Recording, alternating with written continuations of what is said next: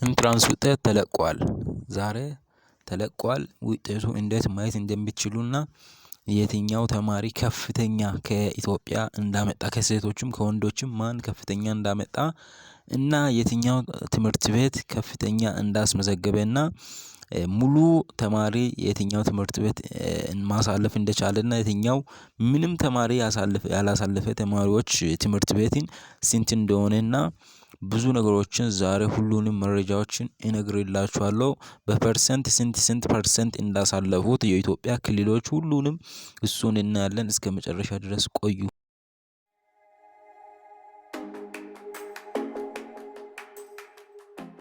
ፈተና ብሔራዊ ፈተና የ70544 ተማሪዎች ፈተናውን አልፈዋል ማለት ነው። ይህም ማለት በፐርሰንት 12.8% የማለፊያ ውጤት ከመቶ አምጥተዋል ማለት ነው። ተማሪዎቹ 565 ትምህርት ቤቶች አንድም ተማሪ ማሳለፍ አልቻሉም። 100% ያሳለፉት ትምህርት ቤቶች አምና 62 ነበረ፣ ዘንድሮ 88 ሆኗል ማለት ነው። በዚህ አመት 26 ትምህርት ቤቶች ተጨምረዋል። ሁሉንም ተማሪ ማሳለፍ ችሏል ማለት ነው።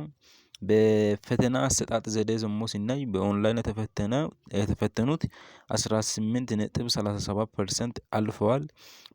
በወረቀት የተፈተኑት 44.2% አልፈዋል።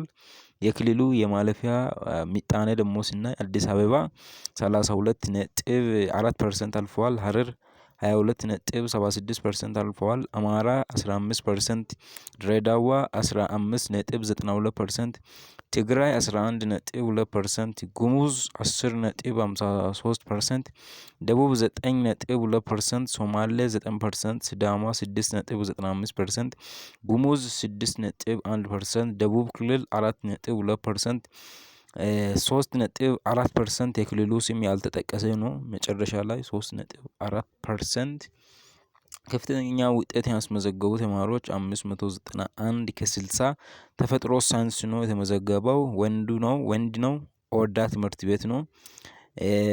ከተፈጥሮ ሳይንስ ከሴት ደግሞ ከፍተኛ 583 ከ600 ተመዝግቧል። አገው ምድር ነውና ትምህርት ቤት ውስጥ ከዛ 576 ከነጥብ 25 ከ600 ማህበራዊ ሳይንስ ከፍተኛ ነው የተመዘገበው 576 ነው። ከዶዶላ ኢፊ ቦሩ ትምህርት ቤት ነው 569 ከ600 ማህበራዊ ሳይንስ ከሴቶች ከፍተኛ ውጤት 569 ነው ማለት ነው። አጠቃላይ ዘንድሮ 12ኛ ክፍል ብሔራዊ ፈተና የማለፊያ ምጣኔ 12.8 ሲሆን አዲስ አበባ 32.4% በማስመዘገብ ከፍተኛ ክልል ደረጃ ይዟል። በተጨማሪ 100% ያሳለፈ ትምህርት ቤቶች ከ62 ወደ 88 ከፍ ብለዋል ማለት ነው።